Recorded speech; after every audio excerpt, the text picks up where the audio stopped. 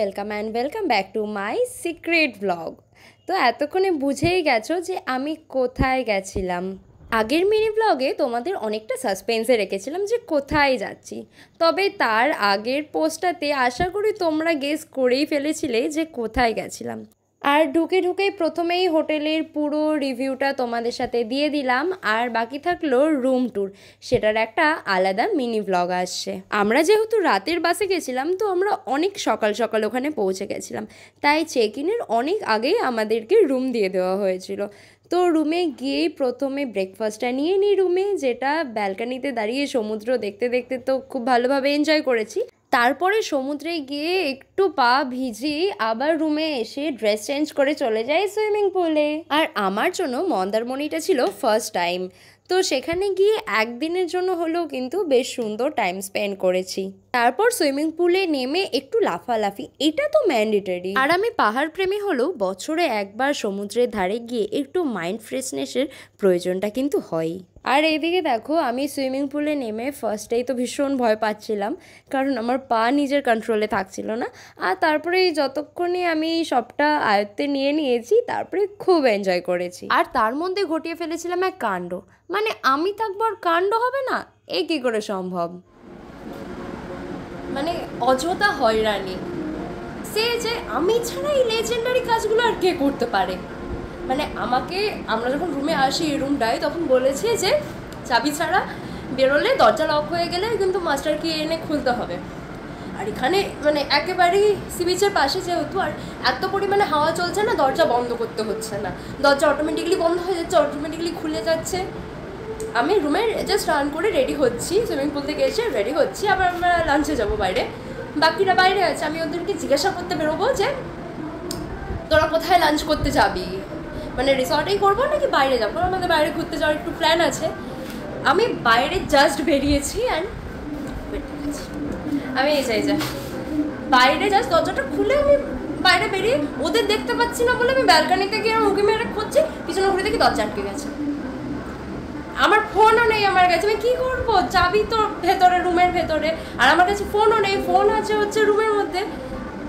সেই আমি রিসেপশনে গিয়ে বললাম, রিসেপশনে দাদা এসে আবার মাস্টারকে দিয়ে খুলে দিল, বললো যে এরকম কিন্তু আর করো না। মানে আমার দ্বারা এই সমস্ত কাজবাজগুলো সম্ভব। লাস্ট টাইম যেমন দার্জিলিংয়ে গেছিলাম, দার্জিলিং গিয়ে যেদিন চেক আউট করবো, সেদিন আমি দার্জিলিং থেকে চেক আউট করি, আর রুমের চাবিটা আমার জিন্সের ব্যাক পকেটে নিয়ে রেখেছি, দেবো রিসেপশনে। আমি সামহাও ভুলে গেছি চাবিটা দিতে, অ্যান্ড মোটামুটি এনজেপির কাছাকাছি এসে যখন রুমের হোটেল থেকে আমার কাছে কল আসে চাবি কোথায় রেখেছেন, তখন আমি পকেটে হাত দিয়ে দেখছি আমার কাছে চাবি। আজকে এরকম, মানে আই এম সো লেজেন্ড।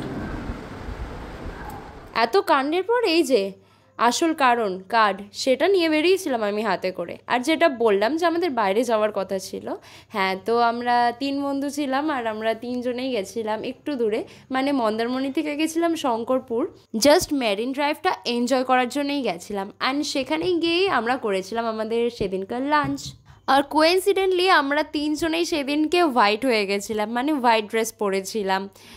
তো কেউ দেখলে ভাববে হয়তো আমরা প্রি প্ল্যান করে ওরকম ড্রেস আপ করে বেরিয়েছিলাম, বাট এরকম কিছুই না, আমরা কোইন্সিডেন্টলি 3 জনেই হোয়াইট হয়ে গেছিলাম। আর আমার জন্য তো ফার্স্ট টাইম মেরিন ড্রাইভ ছিল, আমি কিন্তু খুব এনজয় করেছিলাম।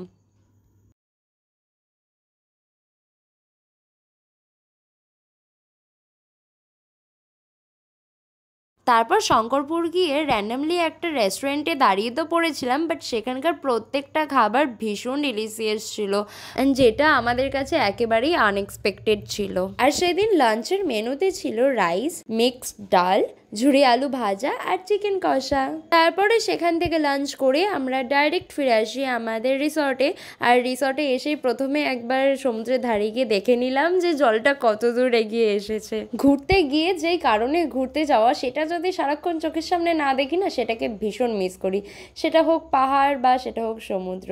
ওই যে রুম থেকে দরজা খুলে বেরিয়ে পাহাড় দেখা বা সমুদ্র দেখা, সেটার কিন্তু একটা আলাদাই মজা। আর এখানে দাঁড়িয়ে দাঁড়িয়ে আমি তো ভয়েস ওভার দিয়েই অনেক কিছু ভিডিও করেছিলাম, বাট এত পরিমাণে হাওয়া চলছিল যে আমার কোনো ভয়েস ওভার ক্যাচই করেনি। আর তারপর রুমে এসে করলাম একটা দারুণ কাজ, মানে পুরো পয়সা উসুল ট্রিপ ছিল আমার এটা।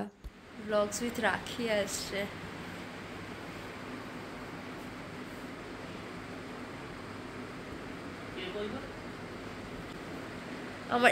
আমার চ্যানেল হোটেলে এসে নিজের চ্যানেল টিভিতে সার্চ করে নিজের ব্লগ নিজেই দেখবো।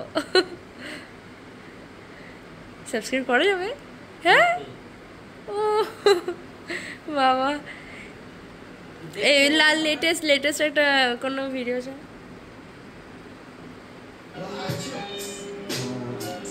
বাহ। আর এই সমস্ত করতে করতেই হয়ে গেছিল সন্ধে। তো সন্ধেবেলা একটু রেডি হয়ে যাচ্ছিলাম সমুদ্রের ধারে, আর রাস্তা দিয়ে যেতে গিয়েই চোখে পড়লো একটা সুন্দর মন্দির, যেখানে সন্ধ্যের পুজো হচ্ছিল।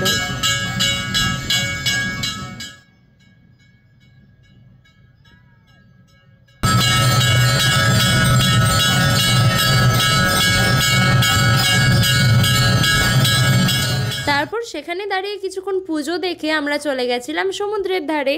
আর যেখানে গিয়ে এত বড় বড় সুন্দর সুন্দর লঙ্কাগুলো দেখে তো আমি লোভে পড়ে গেছিলাম। তবে লোভে পাপ আর পাপে মৃত্যু, সে তো কথাতেই আছে। লঙ্কাগুলো দেখতে যতটা টেস্টি ছিল, খেতে ততটাই ঝাল ছিল। এতটা ঝাল ছিল যে আমার মুখের অবস্থা দেখার মতো ছিল না। আর তখন সমুদ্রে ভাটা চলছিল বলে একটু সি বিচে হাঁটছিলাম। আর একদম সি বিচের মেন মার্কেট থেকে আমাদের রিসর্টটা ছিল পায়ে হেঁটে 2 মিনিট। তো সন্ধ্যাবেলা ফাঁকা সময় অন্ধকারে সমুদ্রের হাওয়া খেতে খেতে সি বিচ ধরেই আমরা চলে গেছিলাম আমাদের রিসর্টে। আর এই পুরো ভ্লগের ম্যাক্সিমাম জায়গায় কিন্তু আমি নিজের ভয়েস দিয়েই ভিডিও করেছিলাম, বাট এক্সট্রিমলি সরি, কারণ ওখানে এত হাওয়া ছিল যে আমার ভয়েসগুলো ক্যাচই করেনি ফোনে। আর এটা ছিল আমাদের রিসর্টের রেস্টুরেন্ট, যেটার অ্যাম্বিয়েন্সটা কিন্তু ছিল একদম আলাদা। তারপর সেখান থেকে আমরা আমাদের রাতে ডিনার অর্ডার করে আমরা চলে আসি আমাদের রুমে। আর রুমে এসে আবার আমি চালিয়ে নিয়েছিলাম টিভি, আর টিভিতে আমার নিজেরই ভ্লগ, মানে সমুদ্রে ঘুরতে এসে নিজের পাহাড়ের ভ্লগ দেখছি। এটা একটা আলাদাই মজা, মানে একই সঙ্গে নিজের সমুদ্র অ্যান্ড পাহাড় দুটোকে একসঙ্গে ফিল করছিলাম। আর যেমনটা বলেছিলাম যে আমি কিন্তু ভয়েস ওভার দিয়েই ভিডিও করেছি, বাট আমার ভয়েস তোমরা শুনতেই পাবে না, জানি না কেন এটা হয়েছে আমার সাথে, যার জন্য আমার সব জায়গায় ভয়েস ওভার দিতে হচ্ছে। আমাদের ডিনার দিয়ে গেছে, এখানে আছে রুটি আর এখানে আছে কড়াই পনির, ব্যাস। এটা মানে মন্দারমণিতে শেষ খাওয়া।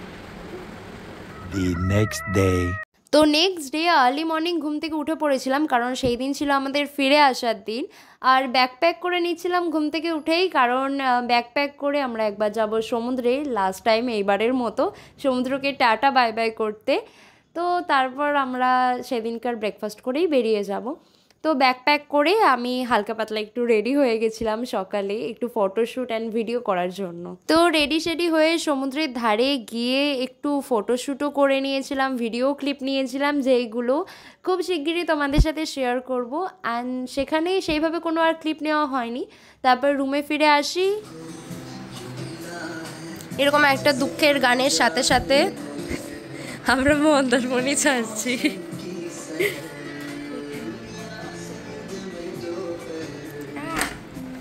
শেষবারের মতো রুম থেকে সমুদ্র দেখে নিলাম, আবার কত বছর পর আসবো তার ঠিক নেই। So tata bye bye Mandarmani, hand room থেকে দেখা সমুদ্র। তারপর সকালবেলা চলে গেছিলাম আমাদের হোটেলেরই রেস্টুরেন্টে, যেখানে ব্রেকফাস্টটা ছিল সেই দিন আমাদের জন্য ম্যান্ডেটরি। অ্যান্ড তারপরে পুরো হোটেলের একটা ক্লিপ নিয়ে বেরিয়ে পড়ি। আর সামনে থেকে পেয়ে যাই অটো করে কিছুটা আসার পর আমাদের বাসে আসতে হতো। তবে এখানেই শেষ না, কাহানি মে টুইস্ট এখনও বাকি আছে, মানে ভিডিওটা এন্ড অবধি দেখতে হবে। তো তার জন্য মানে কি করে আমি এত স্মুথলি একটা ট্রিপ কমপ্লিট করতে পারি, আমার তো নিজেরও ডাউট হচ্ছিল। তো যাই হোক, ভালোভাবে বাসে তো উঠে পড়েছিলাম, আর উঠেছিলাম শ্যামলীতে, যার এত ভিডিও আর এত নাম শুনেই তো ফার্স্ট টাইম আমি শ্যামলীতে উঠেছিলাম, আর যার এক্সপিরিয়েন্স ছিল ভীষণ বাজে। বাসে ওঠার সাথে সাথে একটা করে জলের বোতল দিয়ে দিয়েছিল। আর আমাদের ফার্স্ট স্টপেজ ছিল কোলাঘাটের বালাজি হোটেলে, যেখানে গিয়ে বাইরে একটু বসে একটু ঠান্ডা খেয়ে নিজের শরীরটাকে ঠান্ডা করে মাথাটাকে ঠান্ডা করে বাসে উঠলেও কিন্তু হয়ে গেছিলো একটা গন্ডগোল, যে মাঝ রাস্তায় হয়ে গেছিলো আমাদের বাস খারাপ। মানে পুরো 1 ঘন্টা আমরা রাস্তায় দাঁড়িয়ে, না চলছিল বাসে এসি আর না নিচ্ছিল স্টার্ট। তো পুরো 1 ঘন্টা বাসটা লেট করিয়েছে, বাস হয়ে গেছিলো খারাপ। আর বাস থেকে অর্ধেক জনেই নেমে পড়েছে, তখনও অনেকটাই দূর ছিলাম, তো আমাদের কাছে আর আলাদা কোনো অপশন ছিল না বলে আমরা বাসে ওয়েট করছিলাম।